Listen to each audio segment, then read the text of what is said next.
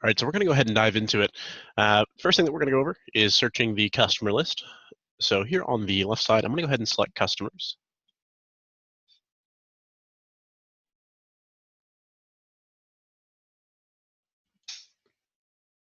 It's going to pull up our customer list.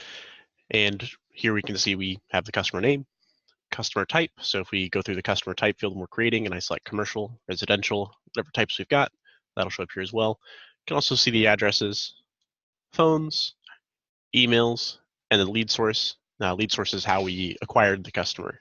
So this customer, this Applebee's would have found us through our website. At the top, I've got a couple buttons up here. So here we have different views, just different things that we can see inside of the customer list. So if I go ahead and click on Include Inactive, it's going to go ahead and add any inactive customers I have in my database to the list. It lets me search my customers that maybe haven't used us in a while, but I can go ahead and click on that and I can find them. So those are still in the database. They don't go away. We just have to click an extra button to find them. It can help if you have customers that maybe they haven't done service for you guys and with you guys in 5 years. We might not need them to show up in the list, so we can go ahead and we can deactivate them. We'll cover that when we get into creating a customer.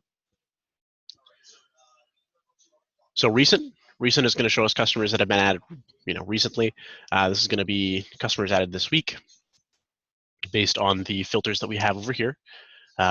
This is 8 a.m. on a Monday, so I haven't had anybody just yet, but if I wanted to see any customers that were added last week, click on the filter there, select last week, click apply. I can see that we added a couple of people last week. So this is a training database. Hopefully yours would have quite a few more additional customers in it. And then no contract. This is a very, very important list view, especially from a marketing standpoint. These are going to be customers that don't have a service agreement with you guys. So this is an important list to be able to find the customers that you need to market to. Reach out to them and say, hey, you don't have a service agreement. You've got awesome things that come along with that. It gives you discounts on other services, so on. We can actually export this list out and use it for marketing. So if you go to a company like MailChimp or MadMimi, or really anyone that'll do either email blasts or send physical cards, if we click on export up here, it's going to go ahead and export this list for me. And I can open this up.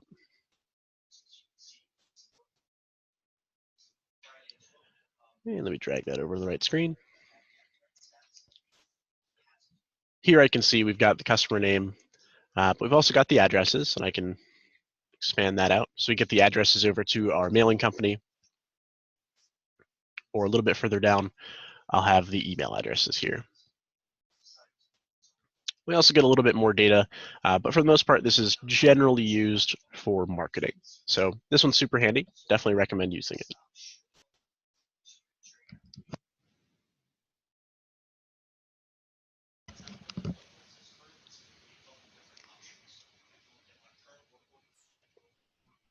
So additional filters that we do have access to, if I wanted to see customers that were generated through certain lead sources. So if I just wanted to see customers that came in through our website or maybe through Facebook, I could check those off. Click apply. And it'll show me customers that are associated with our Facebook lead source.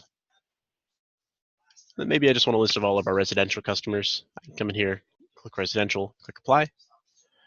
And it's going to show me any customers that are tagged as residential with the customer type.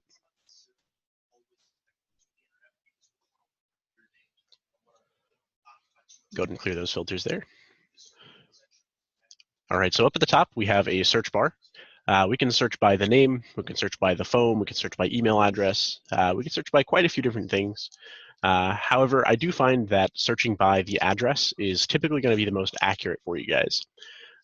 We search by name, so say I search by the name Jack, and I can do first name, last name, it doesn't really matter. It's going to pull up anyone named Jack, or that has Jack in their name, or even anyone that has Jack in their address. So while I could do names, typically address is going to be the best. So in this case, I'll say we have a customer call in. It'll be 1925.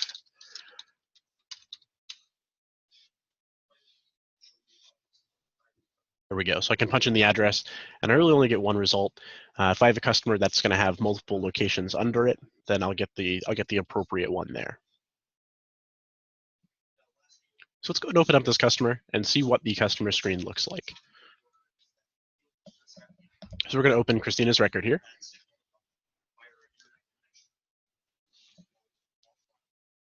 And right away, up at the top, we have access to some pretty handy information.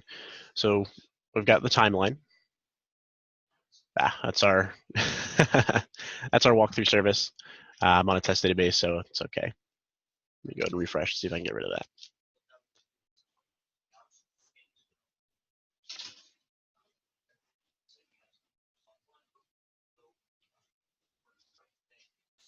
All right. So like I was saying, right across the top, we do see some handy information. So across the top, we have what we call the micro dashboards, and I'll touch on those individually here in just a second. But right away, I can see that we have our timeline. So I can see when the last time we were out there was. Looks like we were out there on the 8th, on the 7th, and then again on the 4th, and then what each of those entails. And I can click on these, and I can open them up, and I can see different things. So maybe I want to know why we went out there. I can just click on that, and it'll take me over to the work order.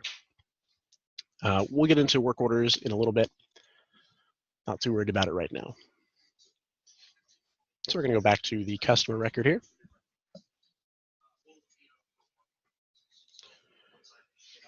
I can also see attachments. So maybe technicians went out. We got some pictures of their unit, maybe where they're at. Maybe it's the serial plates that are on them. Whatever it happens to be. I've got access to all of those right here. I've also got access to any custom forms. So if we go out and we, have like a maintenance checklist that we run through, and I want to make sure everything was done, I can always come in here and I can look at that from the office.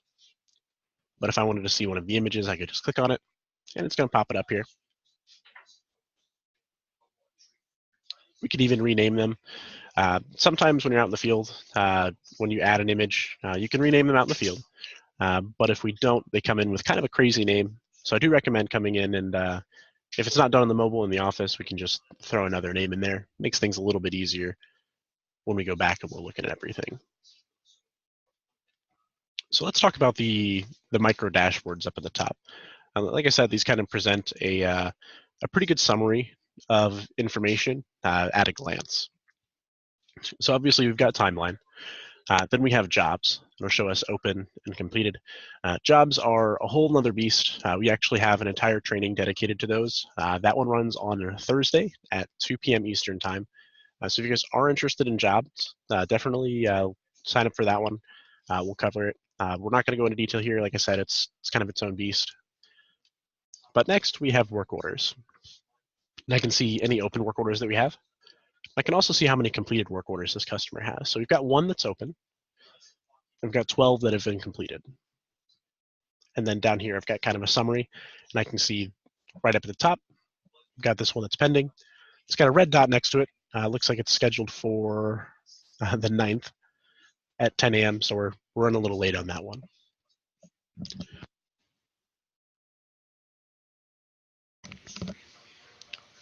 So we can see when it's scheduled.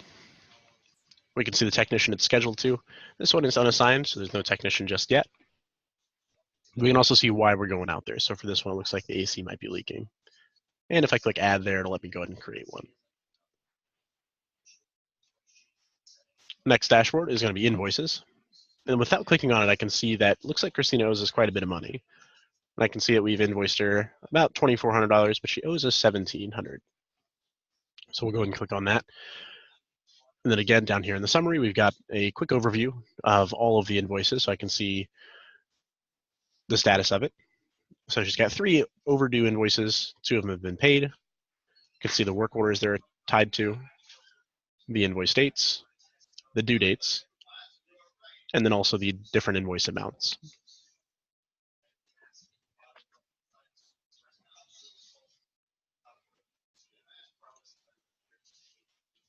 Quotes is going to be very similar to the invoice micro dashboard.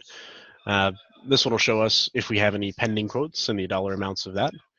This one is a quote for 0, so it's going to show 0 there, but we've got 1 outstanding quote. So if we wanted to know if we had quoted something to a customer recently, we would know that just by opening the record.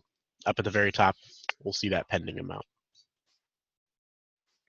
Then agreements, this customer does not have an agreement with us, so we're not going to see anything here. This will be a customer that shows up on that list view we talked about earlier, so we might want to market it to her and say, hey, let's check out an agreement plan. It'll be very helpful for you.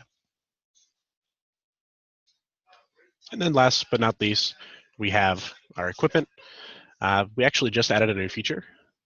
So we have a little icon here, just lets us know which pieces of equipment should probably be replaced. And that's based on the install dates and the parts warranty dates. So this one, we're coming up, it's about to expire. It was installed about 10 years ago. Might want to go ahead and replace that. Can also include inactive. So if we have old equipment, maybe we've gone out, we have installed a new unit, replaced one of the units that was there. That unit that got replaced is going to be marked inactive, but we still might want to see history on that, so we can always click that button and find it. Then we've got these little snapshots over here. So if I wanted to see history by a specific piece of equipment, we can go ahead and we can click on that and it'll show us. Let's see if I can find one that has some history on it.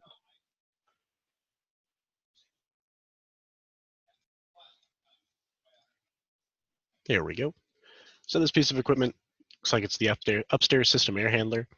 It's got some work that was done on it on November 8th of last year. Looks like Ben went out. We had a couple items associated with that.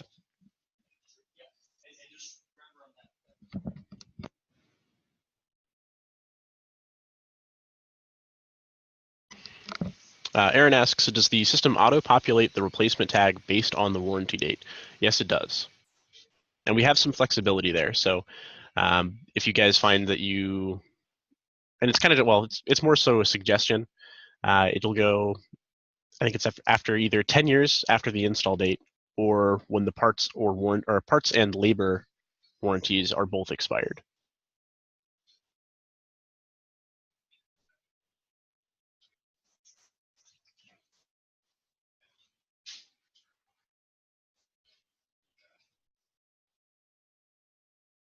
All right, so now that we've gone through and we've kind of looked at all the information that's on a customer, we can go ahead and we can create a customer.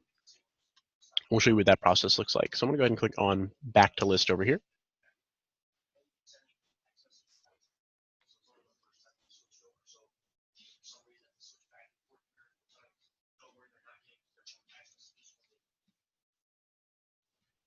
Then right from my customer list, got a handy add customer button up here.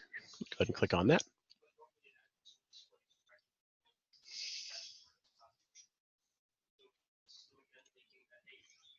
All right, so right up at the top here, got a couple different checkboxes.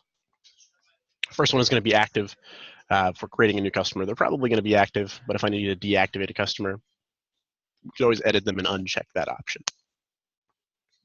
Bill from Office. This one is super handy for commercial customers where you might go out and you do the service, but whenever the bill gets created, the technician isn't going to charge the customer on site. So we're going to send that customer an invoice from the office, and they're going to pay it that way. If that's the only way that customer is billed, we want to make sure that we check that bill from office option. That's going to make sure that when the technician goes out, he'll be able to add any parts that he uses so that we can get accurate costing, but he's not actually going to create them an invoice. Then opt out from call recording. This one is associated with our phone integrations. Phone integrations are pretty simple to set up, but we're not going to go too into them here. If it's something that you are interested in, lets us do some call tracking and different things like that. Definitely reach out to your onboarding rep or your success manager, and we'll be happy to talk to you about that in a little bit more depth. So is a sub-customer of, if this is, say, one of another customer's rental properties, we can always select that here. Or if it's a franchise, so maybe you service 6 different Chick-fil-A's in your area, we can go ahead and we can put that under the corporate so that we can bill it all goes to the right place. Customer type, again, these are super helpful for filtering the list. So I'm gonna go ahead and set this one to residential. Customer since, this is going to populate to today's date. And then customer acquired through how did the customer hear about us? So if we go out and the customer calls in and we ask, hey, how'd you hear about us? Maybe it was a Facebook ad. So we'll go ahead and we'll select Facebook there. Now we can go ahead and we can start typing in names here. So I'm going to type in the name. So we'll do Jordan and Jones. So you might have noticed something happen on the right side of the screen. Up here under suggested customers, we've got a couple of customers that pop up with the last name of Jones. So I can see here we've got David Jones, Ryan Jones, Herschel Jones. Suggested customers are kind of a way to help us fight duplicates or situations where maybe the husband calls in 1 month and then 2 months later the wife calls in. We want to make sure that we do everything on one record so their history is not split out. And the suggested customers will kind of help us with that. So as soon as I type in a last name, it's going to search through your existing customers, find anything that might be similar, and it's going to suggest it to us, and we can review it. Now, it'll also do that with our address. So if I come in here and I type in an address here, I can also see that we've got customers that have similar addresses. So 44 Barclay Circle is our Fort Myers, Florida office. So I've got a couple customers in here with that address. But I could say, maybe Allison and Jordan have the same account. I can just go ahead and click on them there. And then instead of creating a new customer, it'll take us over to Allison's record, and we can go ahead and we can get the work and stuff scheduled there. And again, that just helps us prevent having customer history split among two records. We can always go in and we can merge them after the fact, but it's always more helpful if we don't have to take that step to begin with. Go in here, I'm going to fill the rest of this out. There we go. All right, address, same as billing address. So just a quick little checkbox here. If I uncheck it, it's going to drop down and it's going to give us another address field.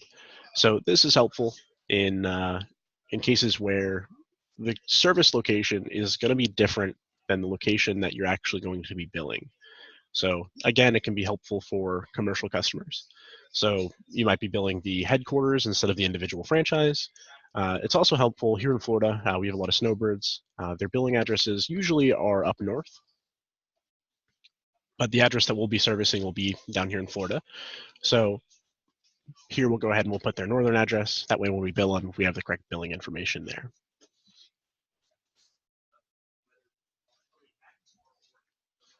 Next, we have contact information. So here we can put in phone numbers.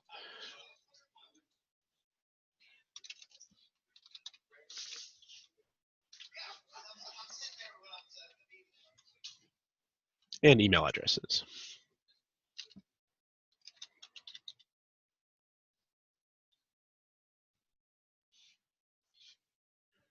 We've got a little primary box here. So if I go ahead and I add an additional contact. So maybe this is a husband and wife scenario. So we're going to have two contacts. So go ahead and add them here.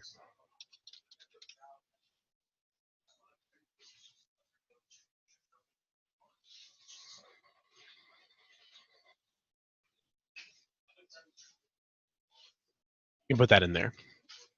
And then phone labels, these are just exactly that. They're different labels that we can associate to the different contact informations. So I've got, in this case, I've got Jordan and I've got Susan. Maybe most of the time we go out, we're going to want to talk to Susan. And here, I want to make sure that we know that this is her number. So I'm going to type in Susan's phone and Susan's email. And then I'll go up here and I'll change these to Jordan's phone and Jordan's email. So that way, whenever we're looking at it, we know exactly what phone number is tied to who. It just makes things a little bit easier when we're trying to reach out to the customer. And for add additional contact, we can add really as many as we need. Corporate locations, you might have a ton of different managers listed, but it doesn't hurt. Email addresses are very important when we get down to our contacts on primary. So scroll down a little bit here. Contact on primary. This is going to tell us how the customer would like to be contacted through our automated systems. So email out of the box is going to work just fine for us. That'll shoot a customer an email address whenever, say, their invoices or their work order is complete, when the technician's on their way. If they have an agreement, we can also send them reminders to call in and schedule their agreement. We can also send them reminders that their bill's coming up. So very handy there. Definitely recommend getting email addresses, as that's going to be probably the most popular one that you guys find. But if you do have our phone integration, we have two more options. So we have SMS, so we can shoot the customer a text. And we also have phone, so we can give them a call. So the call is kind of a robocall, just heads up there, but it is an option that we have. But like I said, out of the box, email is going to work just fine for you. And then if you do want more information on our phone integration, definitely reach out to your onboarding agent or your customer success manager.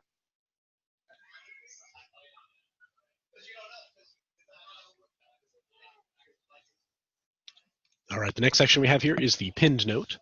So whenever we create a work order, the pinned note is always going to show up at the top. So this is going to be information that's going to be handy for you guys to have each and every time that you guys go out. So things like the gate code, or things like the customer has, dogs that they're going to need to put up before you get there. So in here, we can go ahead and we can put in the gate code. If I can type, there we go.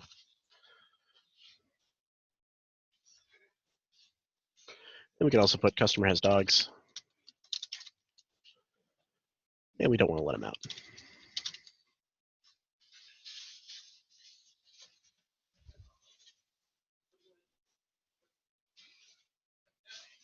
All right, and then down here under business profile, require customer PO number on work orders. It's just a little checkbox. If that's checked, then whenever the customer calls in, we'll need a PO number from them. It's very handy in situations where we have commercial customers. And those commercial customers need to provide us a PO before we can go out and we can do work. So in this case, this is a residential customer, so it's probably not going to be the case. So I'm going to go ahead and uncheck it. And then we have some customer defaults down at the bottom. So their terms, so I've got COD, and then I've got a bunch of different other ones. These do come from QuickBooks. So just pull the list directly from there. We can select COD. And then if we have maybe they're in Hendry County, I can go ahead and select a different county there. We can also select a sales rep. So if you track sales reps based on accounts and not necessarily on the per individual work order basis, I can select that here. So I'll go ahead and select Allison.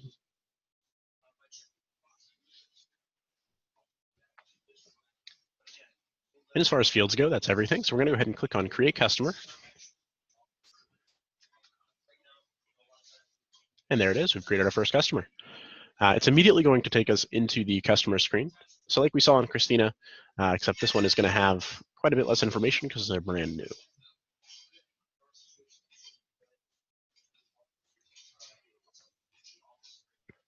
So next we're going to cover creating work orders. Now there are two different ways to create work orders, and I'll go into the second way in just a little bit. But a recommended way is from the customer screen. So we go to the customer list, we open up a customer, we'll come to work orders here. Click add. We do have a way to do it directly from the dispatch board, but that one is a little bit more specific. And like I said, we'll get into that when we're on the dispatch board. Go and click add here.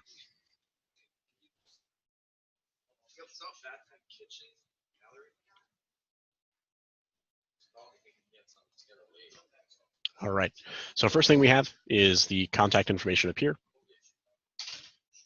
One thing I do want to draw attention to is maybe we're just verifying the information with the customer and this is the wrong phone number. If I click on edit here, I can just edit that information on the fly. I could come in here and I could just retype the number, click save, and it'll update it.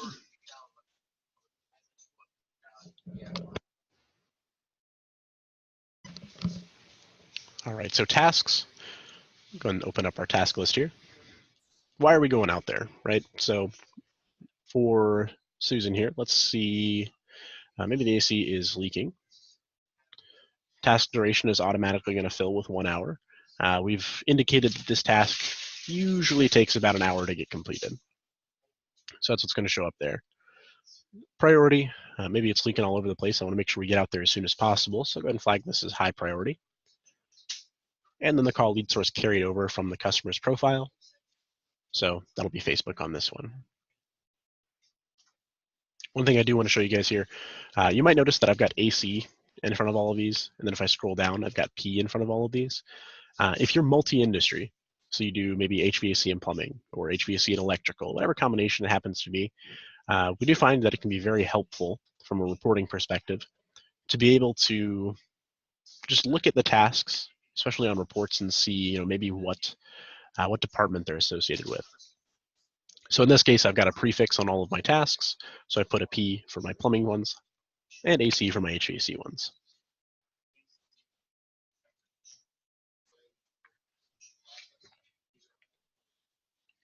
Next, we'll have the primary tech here. So while we're creating the work order, we can go ahead and we can schedule a technician right away.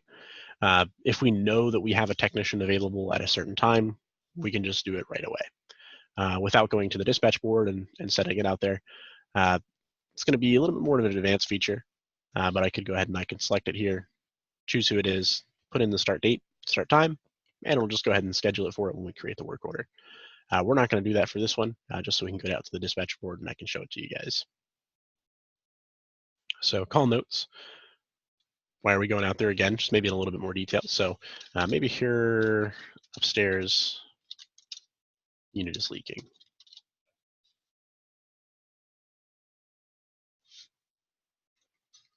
And then we've got the pin note again, just so I can see the gate code. And then customer's got dogs. And then if we remember back to when we were creating the customer, that required PO box, if that was checked, we would have to fill this field out before we could create the work order. All right, so when we actually go to create the work order, we have a couple of different options. So the first one here, create work order. That'll create the work order. It'll throw the unassigned bin on the dispatch board, and that'll take us back out to the customer. I actually don't see that one used a lot. So usually when you're booking these out, we're going to be using either Book for Later or Schedule Now. Schedule Now is super handy for emergency scenarios. That'll let us go ahead and just pick a time. We'll go ahead and we'll get it scheduled right then and there. But the vast majority of the time, we're going to be using Book for Later. So I'm going to click on Book for Later here, and it's going to open up a schedule. So we're here at pretty early Monday, so my entire schedule is open, but as I move through the week, you'll notice that some of these blocks become gray, and I can't schedule things for the past. Now, this is also going to look at a couple of different things. So obviously, it's going to look at when I'm working. So we can see here, this runs 8 to 4. And then it's also going to look at technicians that have the ability to perform the job that we're asking them to do. So inside of your technician profiles, we can set up different skills. So if we've done that, then it'll also look at technicians that have the appropriate skill. So maybe I have a guy that does maintenances and he just does the maintenance calls. I would associate that maintenance skill to him so that whenever I click on Book for Later for a maintenance call, I'm seeing a relevant schedule. So I can make sure that I get him sent out there. We also got time blocks. So 8 to 10, 10 to 2. Mine are set for 2-hour blocks, but you can set these anywhere from 1 hour to 4 hours. So for this one, we'll say that we're going to go out there from 12 to 2 today. And I'll click Book for Later. And now we've created our work order. It's going to go ahead and it's going to take us out to the dispatch board. And it's going to show us the unassigned bucket here, if you will, which in this case is exactly where we want to be.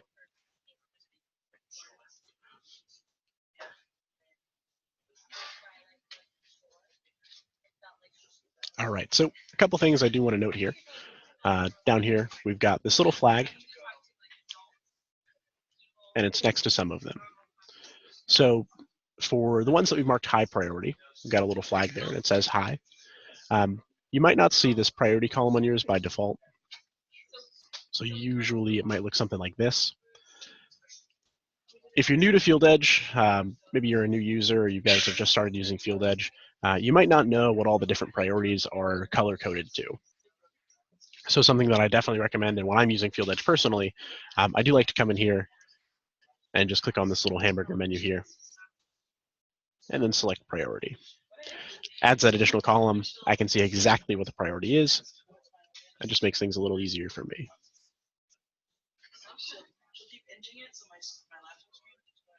You can also see work order numbers, customers, you can see the addresses, promised appointment, so when we told the customer we're going to be out there. Bennington says you guys lost audio. Let's see here. All right, can you guys hear me okay now? It looks like I'm transmitting okay.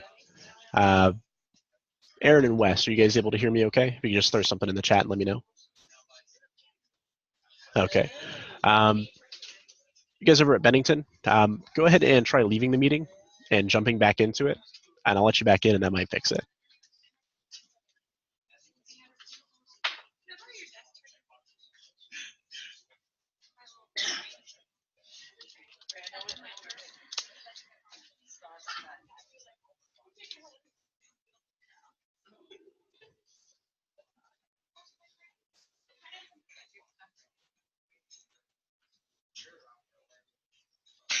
All right, give me just 1 second here. I'll see if I can get them fixed here.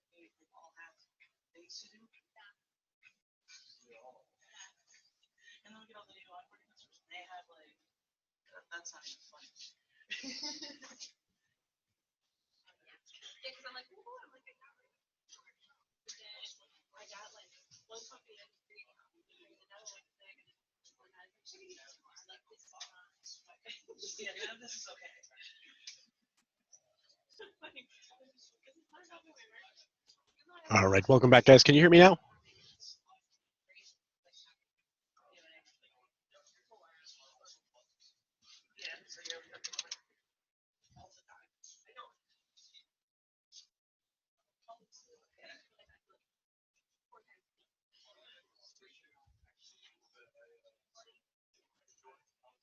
Good morning. All right, awesome. So we'll go ahead and we'll just go ahead and resume here. All right, so we were talking about, all right, perfect. So we're talking about priorities. Like I said, I like to add that column. Just makes things a little bit easier, especially, like I said, if you're newer to Field Edge or if you're not quite familiar with the color coding that your customer or company is set up.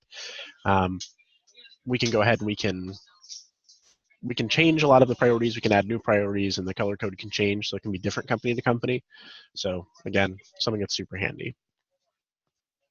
Across the top, again, we'll see the work order number, customer name. We've got the address, promised appointment, so when we told the customer we'd be out there. So this is going to show me those time blocks that I scheduled for. We can see when it was created. We can see roughly what we're going out there for. And then if we've got a purchase request that's done, we'll see what status that's in there. So purchase request is something that we'll get into in a later training. All right, so here, real quick, we'll notice that the promised appointment time is blue. What that means is that we can click on it. So I'm gonna go ahead and click on the appointment that we created for Jordan. What it's gonna do is it's gonna take me to the day, and it's also going to, on the board, highlight the window that we had promised the customer, so I know right where to schedule it. And then up here at the top, we've got a couple of different stars next to the technicians. And those indicate a couple of things. So we'll notice that we have a gold star, and then we've got silver stars. So the silver stars are going to indicate that the technician has the skill to perform the task that we're going out and we're setting them on. So I can see here that Tech 10, maybe they're not equipped to handle AC leaking. Maybe whatever job that we're sending them out on is going to require a master tech. Or maybe it just requires a journeyman and we don't want to send an apprentice out there, right? So we can make sure that we get the appropriate technician sent out there so that we can actually get the work done. That's the silver stars. The gold star, we'll notice that Allison up here, first one, is going to have a gold star. So that indicates that she has the skill. It also indicates that she is also going to be the closest when this window comes up. So if I'm looking at a future date, it's going to look at her previous call, or if I'm looking at today, it's going to show me wherever she's at based on GPS integration, or again, her last call. So Allison would probably be the best choice here. Looks like her schedule is pretty open today, so I could go ahead and throw it on her, and then she could just get out there. She's going to be the quickest because she's the closest, or I could set it to someone else. But I do want to show you what happens if I try to set it back to someone who doesn't have those skills. It looks like Bennington's lost audio again. Aaron and Wes, can you guys still hear me okay? I just want to make sure it's not something on my end.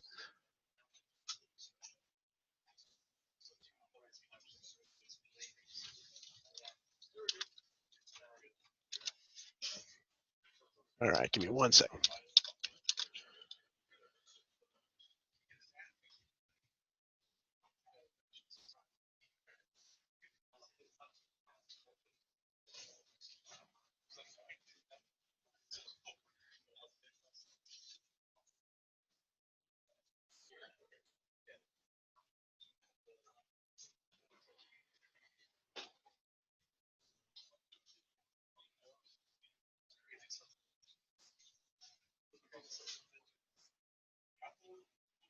There we go.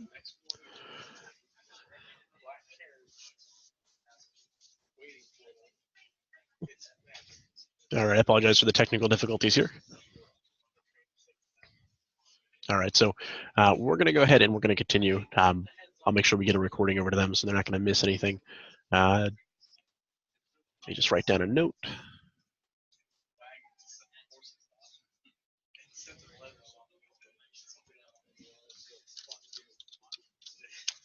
There we go. All right, so I do want to show you guys what happens whenever we try to send out a technician that doesn't have these skills associated. So I'm going to drag this out. We're going to go to Tech 10. So Tech 10 doesn't have a star next to him. And when I try to drop it on him, I'm going to get this pop up. All right, welcome back, guys. Can you hear me okay? But I'm going to get this pop up here. It's going to go ahead and give us a couple options. So I can assign it anyway. So even though the technician doesn't have the skill, I can still set the call on him. Or I can add the skill to the technician right here. So maybe it's an error. I know that this technician can handle this. I can just go ahead and click on add the skill, and then it'll add the skill to his record, and then it'll also assign the call to him. Go to cancel there. So I do want to set this over to Allison. Like I said, she is going to be the closest. She's got the skills. She's going to be the natural choice.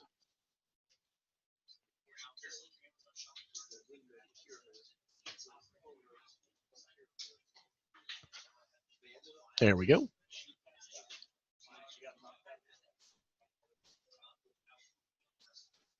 All right. So I've got that scheduled out.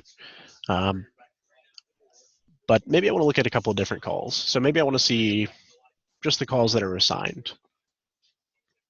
Down here in the work order area, we've got different views, a lot like the list views that we've got. These just show us different things. So assigned will show us any work that is assigned. Now that I've gone ahead and I have set up a dispatch here, I can go ahead and I can see that she's assigned here. I can see when she's set up. I can see all that information. Looks like these Morningside apartment remodels are completed. If I go ahead and click on completed there, it'll give me a list of all of the work orders that have been completed recently. And I can just run through the list. I can also search it. We can search by customer ID, or again, I find that address is the best. Wes asks, out of curiosity, what happens if we schedule something outside of the promised appointment time? Will the system allow that to happen? Yes, it will. So we can set it anywhere we need to. But if we click on it, it's going to highlight it. So it's kind of hard to to miss it. But if we do need to, say for availability, things came up, things changed, we do have the ability to go ahead and schedule wherever we need to. At that point, we can reach out to the customer. We can say, hey, we had some other stuff come up. We had some emergencies pop up that we had to take care of. Maybe we're going to be a little late, or hey, maybe can we come out a little earlier? So we definitely still have the ability, but we are able to see exactly when we told the customer. Yeah, no problem. All right, so again, that's a completed view. Backordered, this is going to be more for parts requests. Parts requests are, again, kind of like jobs. They're their own beast, right? So we actually have an entire training dedicated to parts requests. That one runs on Tuesdays at 2 p.m. Eastern time. So any request that the technician goes out and says, hey, I need a part, we can then come back in and we can see what's going on there.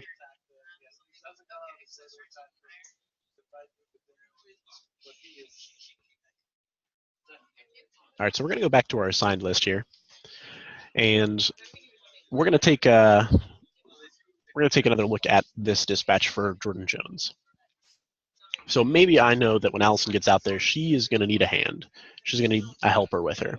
Maybe another technician needs to go out. So a couple ways I can do that. I can click on that little dispatch tile. It's going to pop me up a little preview.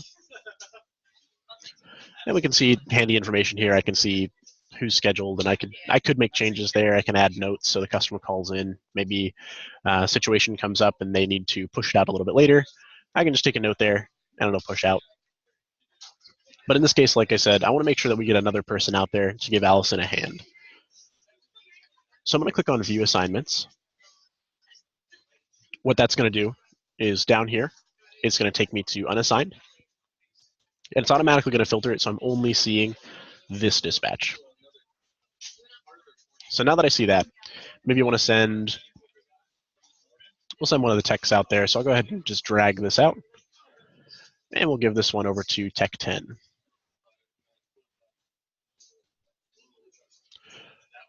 So again, it is in the same one. It is still going to tell me that the customer or the technician doesn't have the skills, but maybe I'm sending out there so he can get the skills, right? So I can either reassign the technician, which will take it off of Allison and put it on the new technician, or I can do add assignment. What add assignment's going to do is it's going to put them both out there, so they'll both get sent out there. And I can see here, Allison's going out there for an AC leak. Recommended task duration is an hour, but we could change that there. So maybe this technician's not going to be there the whole time. They're only going to be there for about a half hour. I could set that there.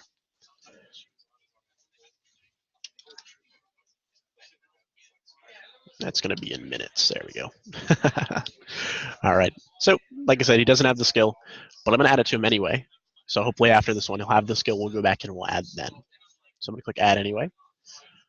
And I changed the promise time. And you'll notice that or the assigned time, that'll change the length of the tile here.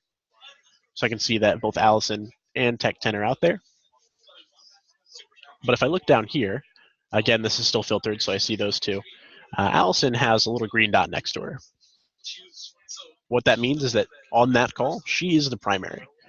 So from a technical standpoint, what that means is on the mobile end, she's going to need to make sure that the other technician has completed the dispatch on their end before she's going to be able to complete it.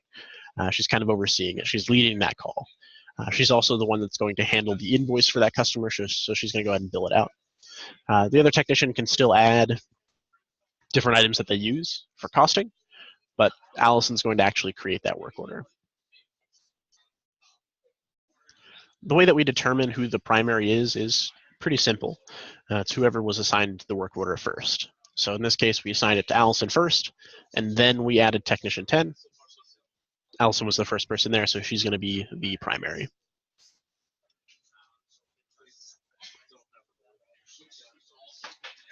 And then we'll go ahead and we'll go into actually getting into the work order and getting everything completed from the mobile end on one of our future trainings.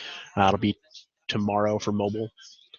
But for now, I kind of want to talk about the dispatch board as a whole. Wes asks if you can switch the primary without unassigning and reassigning it. Unfortunately, you cannot. You do have to unassign the call and then reassign it. So if I wanted, say, Ben to be the primary, I would have to unassign Tech 1, unassign Allison. The call would go back to unassigned. I could just drag it out to Ben, and then we could repeat the process and get Tech 10 back on there. No problem. So from the dispatch board, just a couple things that I do want to touch on. Earlier on, when we were creating the work order, I mentioned that there were a couple different ways we could go about that. So first way is obviously from the customer. We open up the customer record, and then we have all of that at-a-glance information. Really importantly, we can see the invoice information. We can see if the customer owes us any money. If we remember back to Christina, I know she owed us like $1,700.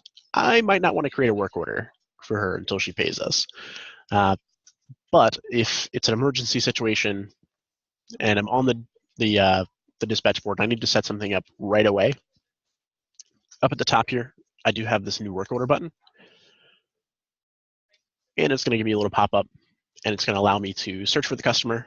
It's all of the same stuff that we saw when we were creating the work order, but we do lose out on that kind of helpful information that we get at a glance on the customer screen. So if I type in Christina here,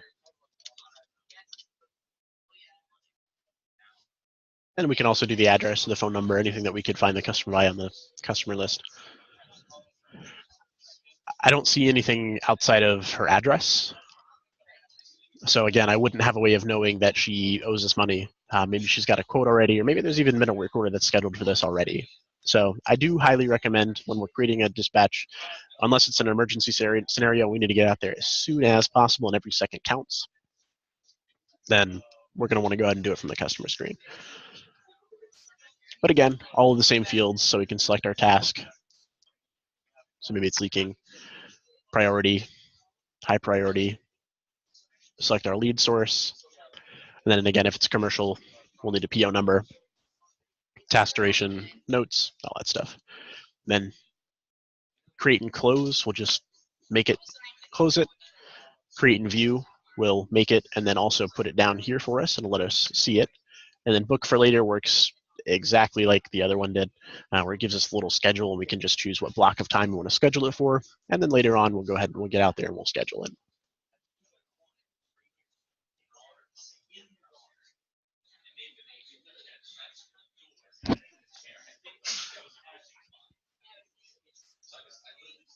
All right, so we've also got this handy little map down here. So this map will show us a couple of different things. So if I go ahead and I click on Mr. Jones' work order, we'll notice that it pops up there. If I click on Morningside Apartments, it's going to show me information here, but I can also see where it's at. So it looks like that's maybe down in Bonita Springs. So it's got a couple of different views here. So if I wanted to see, say, just Allison, I can see where she's at in relation to the select work order. I can also cycle through the technicians. We can get more information. It looks like Ben lives pretty close to that one, so Ben might be the one that we want to send there if this is the first thing in the morning. This is just Google Maps, so I can zoom in, zoom out with the mouse wheel, a couple zoom buttons here. If you really like the map, we can also blow it up to full screen. We can see everything. This can be helpful if we have a ton of work orders scheduled and we just want to know where everything's at. A lot of times I'll see people put this on another monitor. If you do put it on another monitor, just remember that you'll have to refresh it every now and then. It isn't going to update automatically as new calls are added, but just refreshing every now and then, you're good to go. And then a relatively new feature, if you aren't too fond of the map, maybe you're not really using it or it just kind of gets in the way, we can hide it. So right up here, I've got these little arrows. Just click on that, and it's going to hide it off there. Then we have all of this space down here to view different information. So we can add additional columns. So if I throw priority back on there, maybe business unit, now I can see all of that information without having to scroll over because I've got the map. So if you don't use the map, you can hide it, makes things a little bit easier on you.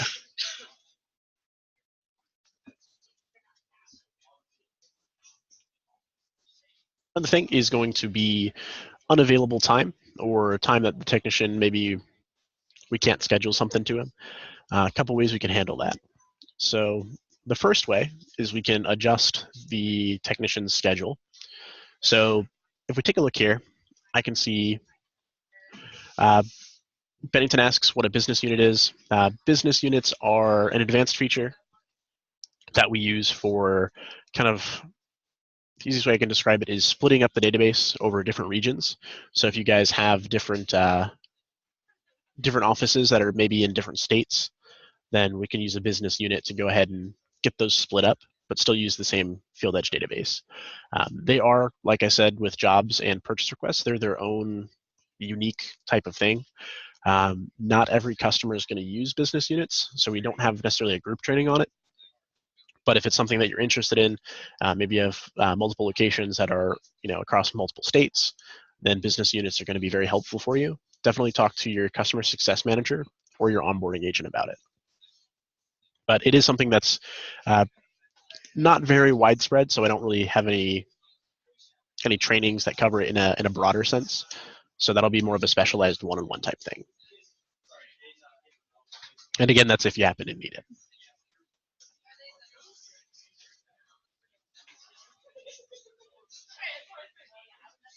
All right, so back to unassigned time. Techs can call in, maybe their kid gets sick, they have to leave and pick them up from school. A couple different ways we can handle that.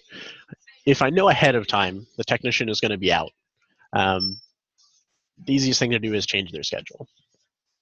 So if I'm looking here, I can see from 7 a.m. it's kind of shaded, and then from 5 on it's shaded. So my schedule for my technicians is set, from 8 a.m. to 5 p.m. That's when they work. Anything after that is after hours, and customer rates change and stuff. But if I look at Tech 5 here, he's shaded all the way across. So what that tells me is Tech 5's schedule's been changed so that on this particular day, he's off the entire day. Maybe he's on vacation. So if I go ahead and click on Tech 5, it's going to show me some information so I can see if we had a photo of him and be here. Contact information. I can also see skills, so any skills that are associated to him. I can see any assignments if I click on assignments, if I wanted to see just work that's associated with Tech 5. But the important one for making sure we know who's working and who's not is the employee schedule. Go and click on that. It's going to take us over to a new screen.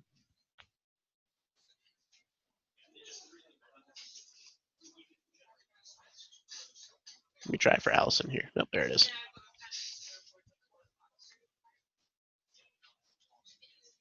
All right, so here I can see all of the employees I've got. I can see their schedules for this week. And if I scroll down, let's find Tech 5 here. It looks like Tech 5 is set to be off on Mondays, so he doesn't have any times on Mondays. Let's go ahead and say Allison's going to be sick today. I can just come in here and I can change her times from 8 a.m. to 8 a.m. Click on save, and we'll notice that it's going to highlight it in red, so I can very easily see that. Then I go back out to our dispatch board.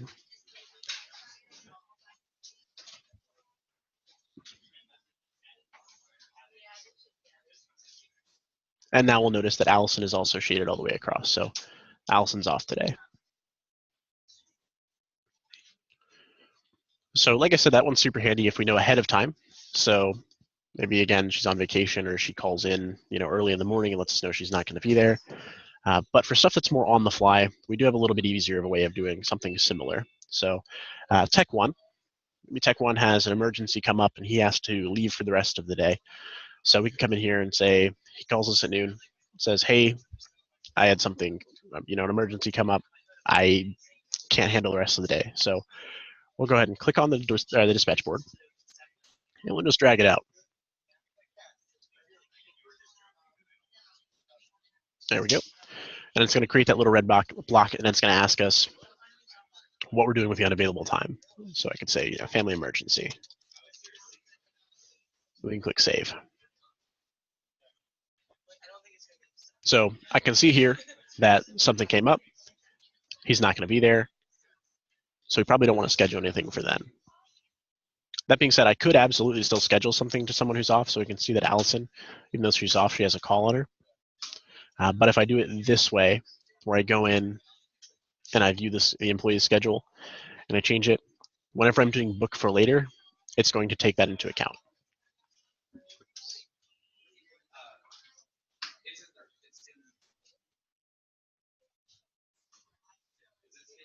And then just a couple of things I do want to touch on before we wrap up here. If you have technicians that are always together, their crew. So let's say that technician 8 and technician 7 are always together. Whenever technician 7 is somewhere, technician 8 is with them. This is super helpful for installation crews, or just any situations. Maybe you've got an apprentice with someone and they are assigned to that person and they stay with that person.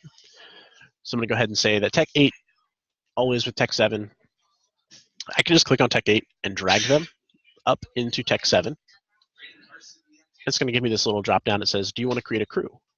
Click OK. And we'll notice that they disappear from this section. But if I scroll all the way down, we've got our crews down here at the bottom. So I can see that tech 3 has a crew and tech 7 has a crew. And then if I want to schedule something out, so let's say this call for Roger Nelson, I can schedule that out. And then I've scheduled that once, but it's going to go to both of them. So technician 7 will go out, but technician 8 is going to be with them. And then we handle that without having to schedule it twice. This is helpful, again, for people that are always together. Basically, they're people that have the same time card. Again, installation crews, if we have someone that hops around from technician to technician, so maybe one day he's with one tech, maybe another day he's with another tech, we probably don't want to create a crew for that. But if they are a pair and they're a crew and they're a team and they're always together, then we'll want to go ahead and we'll do it this way. If I need to disband a crew, super easy. I can just click on the crew down here. And then we've got the little X. And I'll just click on that. And it's going to go ahead and throw them back both up here.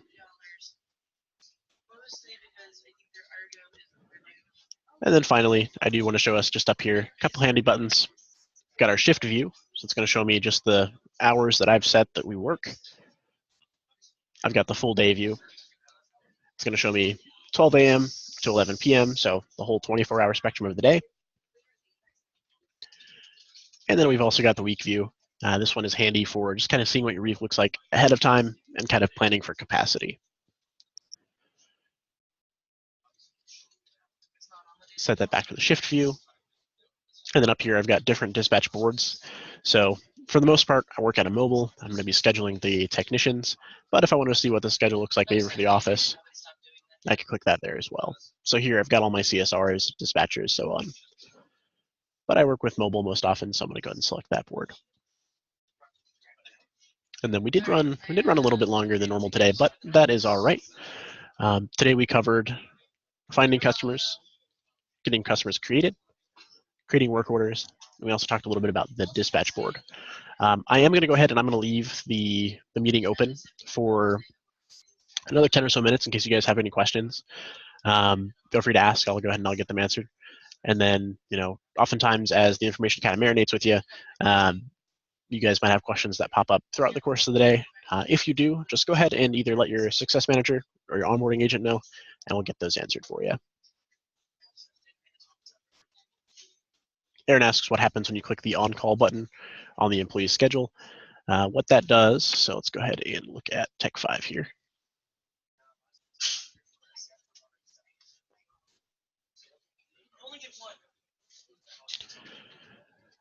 Or actually, let's go ahead and fix Allison. So I'm going to go ahead and set her back to the normal. If I click on call, what that's going to do is we can roll it over and technician will get calls, 5 p.m. So if we're using the phone integration, it'll forward calls to that technician. That way they can take those calls, they can create their work orders, and they can schedule them.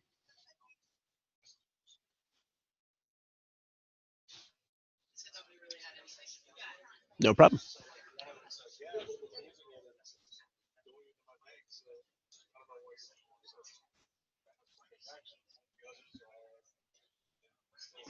Wes asks if you can use a 24-hour clock when entering instead of AM PM. You absolutely can. I actually prefer it that way. So if she works until 3, I can just do 1500 here. And it'll be 3 p.m.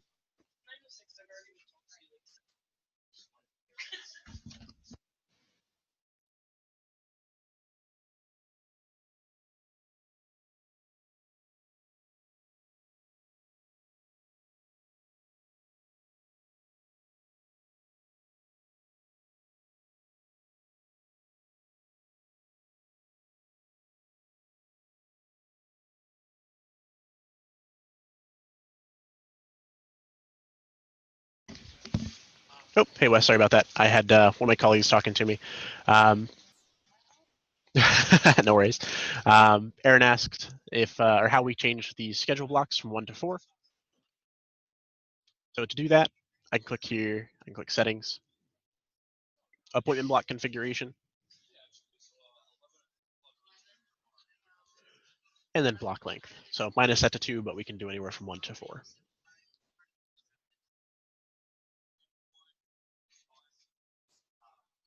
No problem.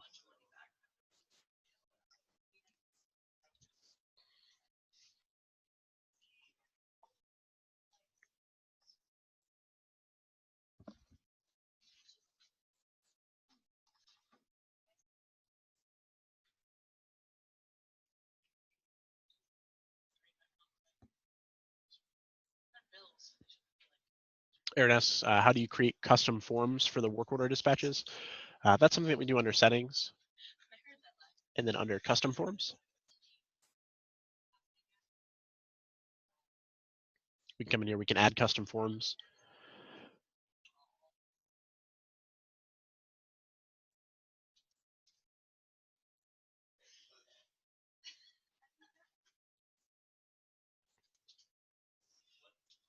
And then here we can do a couple of different things. We can associate it with tasks if we're set to a task type, or we can do different types of equipment. Give the form a name, so maybe it's a maintenance checklist. That'll be a task type. And we'll associate that with our maintenance calls. So whenever we go out and we do maintenance, it'll automatically show up. And then I can just come here and I can say, we're gonna have a checkbox, toy is cleaned. That'll give the technician just a little checkbox. It's a yes or no type thing. We can do multiple choice. So we can give them options. We can give them text boxes. There's a lot of depth there. That's something that if you do want more information on, definitely talk to your onboarding agent or your success manager about.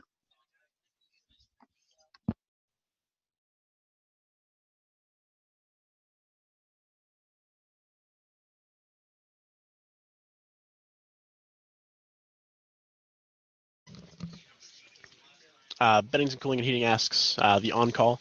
So let me go ahead and leave this real quick. So the way that the technician or the dispatches or the calls go to the technician, it does require our phone integration. So I want to make sure that that's set up. And then if the technician is marked on call, whenever that time starts, then whenever a customer calls in, so if they're on call for emergencies, it's 9 p.m. at night, call comes in, that'll instead be forwarded to the technician that's on call instead of the office. But that does require our phone integration. So again, definitely get with your onboarding agent or your CSM about that one.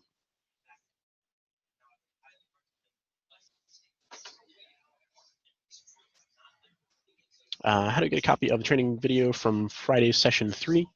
I believe I ran that one. So your name does look familiar. I thought I sent it out to everybody. Let me double check. Let me write down a note to myself here.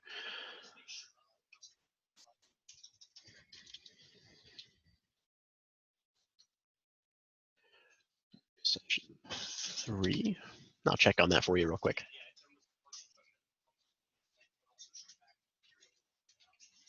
Yeah, so Aaron, I'll be sending this one to you guys as well as getting that. I'll make sure that one gets sent to you as well. You guys will get emails for today's training session as well.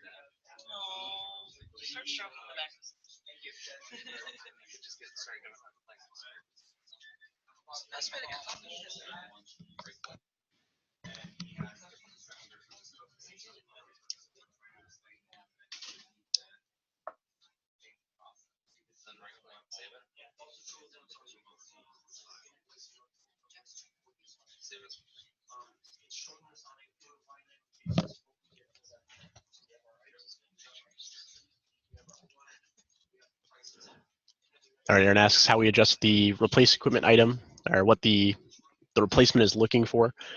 So it is going to look at the age or the warranty. It looks at both of them. So if the unit is over 10 years of age, it'll pop up. Or if both of the warranty and labor warranty and parts warranties are expired, it'll also tag it then. So it does look at both of them, so whichever hits first.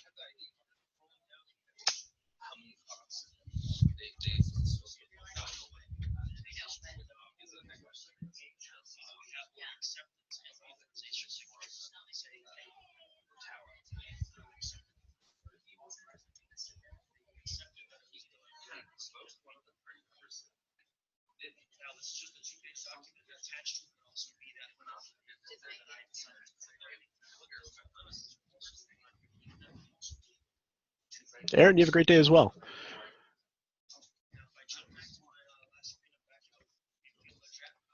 Okay, so we did run a little bit over, but I do have all of your email addresses. I'll make sure that you guys get email addresses, or I'm sorry, you guys get recordings of today's training.